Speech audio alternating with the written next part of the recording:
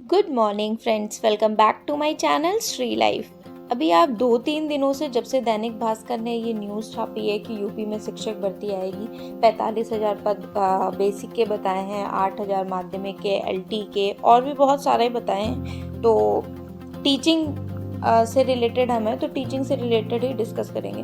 तो बहुत ज़्यादा मैंने देखा, रजत सिंह का भी देखा, डीएलएड के हैं जो, ठीक है, उनका भी देखा है और एक दो न्यूज़ चैनल्स पे भी देखा है, ठीक है, और सचिन सर का भी देखा, अध्ययन मंत्रा का भी देखा, तो बहुत सारे चैनल्स का देखा है। तो सचिन सर की बातें मुझे मतलब थोड़ी ऑथेंटिक लगती हैं। तो वो यही बोल रहे थे, या फिर एक और सर हैं, तो उनकी भी न्यूज़ मुझे ऑथेंटिक लगती है। जितना मेरा अनुमान है उस हिसाब से भी ये है कि उनसे पूछा गया उनके संवाददाता से कि भाई क्या बात है, आपने ये छापा है तो ये सही है कि नहीं है। तो देखिए, कोई भी अपनी न्यूज़ प्रकाशित करेगा, ऑब्वियसली मैं आपको कुछ बता रही हूँ, मान ली कोई चैप्टर पढ़ा रही हूँ, तो मैं अपनी नॉलेज के बेस पे बताऊँगी। मैं कब कहूँगी कि ये चीज़ गलत है, क्योंकि गलत चीज़ मैं ना पढ़ा सकती हूँ ना बता सकती हूँ, तो वही चीज़ है, वो तो नहीं कहेंगे, ठीक है। और दूसरी बात ये है कि ये कहीं ना कहीं तो सच है ही है, जैसा कि पिछली बार भी बोला था कि ये वाला चुनाव हारे हैं तो नेक्स्ट चुनाव को तो वो टारगेट करेंगे ही ना। मतलब हारे यहाँ से सीटें उनको कम मिली है तो नेक्स्ट चुनाव को तो टारगेट करेंगे। अब टारगेट करेंगे तो अब ये है कि नया आयोग बन रहा है, सब कुछ सारी चीज़ें प्रॉपर फंक्शनिंग में है, तो इस ईयर के लास्ट तक ये हो सकता है यूपी टेट करा लें। यूपी टेट कराने के बाद बहुत तेज़ी में प्रक्रिया आई तो 25 में मुझे लगता है कि वैकेंसी दे सकते हैं, ठीक है। और रही बात की सिलेबस वगैरह बदलने का, तो देखिए सिलेबस नया आयोग होगा, होपफुली बदलेगा, बट मैं कहना चाहूँगी चैप्टर्स मैथ के नहीं बदलते हैं। एवरेज, परसेंटेज, प्रॉफिट लॉस, ये सारी चीज़ें, मैथ्स है, रीजनिंग है और सीडीपी है, हिंदी है, इंग्लिश है, संस्कृत है, ये सब नहीं बदलता है। बाकी आप एनसीईआरटीज़ की बुक्स हैं 6, 7, 8 की, एससीईआरटीज़ की बुक्स हैं, ये सारा यूज़फुल है, बेनिफिशियल है। अगर आप पढ़े रहेंगे तो बहुत ज़्यादा ये आपके लिए यूज़फुल हो जाएगा। सिलेबस में मतलब सब्जेक्ट तो कुल मिला के सारे आ ही रहे हैं ना। सिलेबस बदलने का सेंस इंदा ये होगा कि कुछ चीज़ें कम, कुछ चीज़ें ज़्यादा, इतना आ सकता है। बाकी बदलने का मुझे बहुत ज़्यादा औचित्य नहीं लगता है। ये मैं अपने हिसाब से जितना मुझे समझ में आता है मैं कहना चाहूँगी कि बहुत ज़्यादा, क्योंकि सारा कुछ तो आ रहा है ना, सारा हिस्ट्री, साइंस और इंग्लिश, हिंदी, सब कुछ तो आ रहा है। बदलना इन द सेंस पैडागोजी ज़्यादा इन्वॉल्व कर सकते हैं, जैसे 30 नंबर की आती है, जीवन कौशल, शिक्षण कौशल, सीडीपी, ठीक है। तो ये चीज़ें हैं, आप पढ़ाई करते रहिए, ठीक है। जो मोस्ट हिंदी, इंग्लिश है, ये सारी चीज़ें हैं, मैथ्स है, रीजनिंग है, आईसीटी, कुछ ना कुछ पढ़ते रहेंगे, क्योंकि एकदम से नोटिफिकेशन आने के बाद पढ़ना डिफिकल्ट हो जाता है। जिनका सीटेट क्लियर है उनके लिए अपॉर्चुनिटीज़ मैंने लिखा है, तो उनके लिए देखिए क्या क्या अपॉर्चुनिटीज़ हैं। आप यूपी में आएगी डेफिनेटली, ठीक है। तो अभी तो नहीं, बट आएगी कभी ना कभी, ठीक है। और वो छोड़ दीजिए, आप डीएसएसबी की प्रिपरेशन करिए। डीएसएसबी का, टीजीटी वीजीटी का चल ही रहा है, एग्जामिनेशन का। पीआरटी का भी आया नहीं नोटिफिकेशन, पीआरटी का नोटिफिकेशन आएगा, एग्जामिनेशन भी कंडक्ट होगा और ज्वाइनिंग भी होगी, ठीक है, डीएसएसबी की होगी। और बीपीएससी जो बिहार के हैं या बिहार में जा सकते हैं वो दे दें, ठीक है। और रही बात ईएमआरएस की भी आने वाली हैं, सुनने में आ रहा है, ठीक है। और केवीएस की उम्मीद है, मतलब मैंने कहीं किसी एक केवीएस के टीचर से ही सुना, तो उन्होंने बोला 1500 पीआरटी की पोस्ट, ठीक है। कब तक आएंगी? इस ईयर के लास्ट होते होते तक आएंगी, ठीक है। तो प्रिपरेशन करते रहिए, जहाँ पे भी जो अपॉर्चुनिटी आपको मिले आप ग्रैप्स कर लीजिए, ठीक है। और मुझसे आप लोग पूछते हैं तो मैं बता दूँ मैं बीपीएससी क्यों नहीं दूँगी। मैं नंबर ऑफ़ टाइम बताती हूँ कि मैं बीपीएससी नहीं दे सकती हूँ, क्योंकि मैं यहाँ लखनऊ से बिलोंग करती हूँ, ठीक है। लखनऊ से बिहार जाना, वहाँ पे बच्चे की एजुकेशन करना, मुझे नहीं लगता है एक बहुत दिमागदारी वाला काम होगा, ठीक है।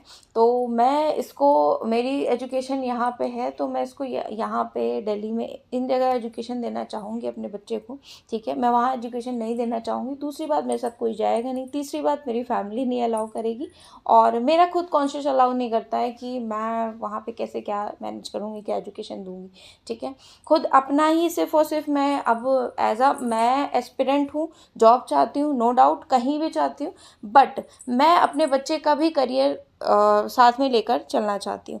अभी रिसेंटली क्या है, अगस्त में मेरा एग्ज़ाम होगा, वो हो जाएगा, फिर नेक्स्ट शेड्यूल बनाएंगे। अभी इसी एग्ज़ाम को मैं टारगेट कर रही हूँ। मैंने एग्ज़ाम दिया था, वही बताया था, लीक हो गया, कैंसिल हो गया, फिर से देना पड़ेगा। ठीक है, तो मैं क्या करती हूँ, 9:30 बजे जब हस्बैंड जाते हैं, मॉर्निंग में 6 बजे उठ जाती हूँ, तो 11 बजे तक ये प्रिपरेशन कर लेती हूँ। फिर शिवा को लाना, आफ्टरनून का लंच वगैरह कराना, फिर ये सब करने के बाद फिर इवनिंग में वही 5 बजे 4:30 बजे ऐसे बैठी हूँ, 6 बजे तक प्रिपरेशन करती हूँ। ठीक है, इस टाइम को मैं और स्ट्रेच करूँगी मॉर्निंग में, अगर मैं 5 बजे उठ जाती हूँ तो। एक्चुअली मॉर्निंग में भी सोते सोते 12:30 पौनी 1 बज जाता है, इस वजह से नहीं उठ पाती हूँ, क्योंकि नींद भी बहुत ज़्यादा ज़रूरी है ना। 5-6 घंटे एटलीस्ट तो सोना ही चाहिए। ठीक है, वरना आप बीमार पड़ने लगोगे। मैं बीमार पड़ने लगती हूँ इस वजह से। ठीक है, अभी मेरा 3 से 4 घंटे, 3 घंटे तक ही अभी नया नया शेड्यूल बनाया है। ठीक है, चल रहा है। बाकी क्योंकि मेरे पास रिस्पॉन्सिबिलिटी बहुत ज़्यादा है, मतलब होती हैं, सभी के पास होती हैं, बट मुझे ऐसा लगता है इतने अभी थोड़ा सा बर्डन एकदम से ज़्यादा हो रहा है। ये या तो शिवा को लेने जाने आने वाला काम ना होता ना, तो थोड़ा सा काम कम होता है, क्योंकि स्कूल दूर है तो जाने आने में थोड़ा सा हैक्टिक हो जाता है शेड्यूल। बट नो वरीज, कोई बात नहीं। एक टाइम मैं पेपर 1 पढ़ती हूँ, एक टाइम पेपर 2 का पढ़ती हूँ, और एक टाइम PYQ मॉक करती हूँ, एनालिसिस करती हूँ उसका। ठीक है, और आप अगर सुपर टेट किसी भी टीचिंग एग्जाम से रिलेटेड हो, super TET, DSG, KVS, NET, JRF, कोई भी एग्जाम से रिलेटेड हो टीचिंग फील्ड से, तो आप चैनल को सब्सक्राइब कर सकते हैं। ठीक है, और यहाँ पे इंफॉर्मेटिव वीडियोस, आपको कहाँ से क्या पढ़ना है, अगर आप कुछ पूछते हैं तो वो भी मैं गाइड करने के कर सकती हूँ। ठीक है, रही बात एक RO की दिसंबर में, तो मैंने इस बार तो दिया था पढ़ के। ठीक है, और अगस्त में ये एग्ज़ाम हो जाएगा, उसके बाद मैं अपने मेन, मतलब टीचिंग ही मेरा मेन है, उसमें उसके लिए मैं GS पढ़ूँगी, तो वही वो एग्ज़ाम भी मैं दे आऊँगी। देने में कोई इशू नहीं है, क्योंकि हिंदी हम पढ़ते ही हैं, GS हम पढ़ते ही हैं, दे दूँगी। ठीक है, और अभी ये मैं थोड़ी इवनिंग में पढ़ाई हो जाती है, उसके बाद मैं किचन में अपना वही लग जाती हूँ 7 बजे से। शिवा को मतलब इवनिंग में कुछ खिलाना पिलाना, फिर शाम को खाना वाना बनाना, पूजा करना, फिर यही सब कपड़े वपड़े रखे होते हैं वो फोल्ड करना, ये सारी चीज़ें करने लगती हूँ। तो इसमें भी बहुत टाइम करते करते फिर हस्बैंड आते हैं, तो उनको चाय पानी नाश्ता जो भी है, फिर खाना, ये सारी चीज़ें। शिवा को पढ़ाने का भी काम हो गया, अब तो इसको होमवर्क भी मिलता है, वो भी कराना होता है, एक्टिविटीज़ जो भी डेली की मिलती हैं। तो ये सब करते करते फिर टाइम हो जाता है, पता नहीं चलता है ना। और जिसके पास भी टाइम है, और अच्छे से अपने टाइम को यूटिलाइज़ करिए। सोचिए, अब अभी नहीं तो फिर कभी नहीं, आपके पास बर्डन बढ़ता जाएगा, रिस्पॉन्सिबिलिटी बढ़ती जाएगी, चीज़ें मैनेज करना डिफ़िकल्ट हो जाता है। ठीक है, और आपके अंदर बहुत ज़्यादा डेडिकेशन है, डेफिनेटली आप करोगे, बट थोड़ा सा हेक्टिक हो जाता है शेड्यूल, है ना। अभी मैं गर्मियों में अपने घर गई थी ना जब, तो मेरे लिए ईज़ी था, शिवा की छुट्टी थी। ठीक है, और बहुत ज़्यादा काम होता नहीं था कुछ, तो मुझे लगता था यार ठीक है, मतलब पढ़ सकते हैं आराम से 5-6 घंटे। और यहाँ पे अगर 5-6 घंटे पढ़ पा रहे हैं तो अपने आप में एक बड़ा टास्क है। ये देखिए, इसको एक्टिविटीज़ के थ्रू, बीन्स के थ्रू काउंटिंग सिखा रही थी। ठीक है, यही सब।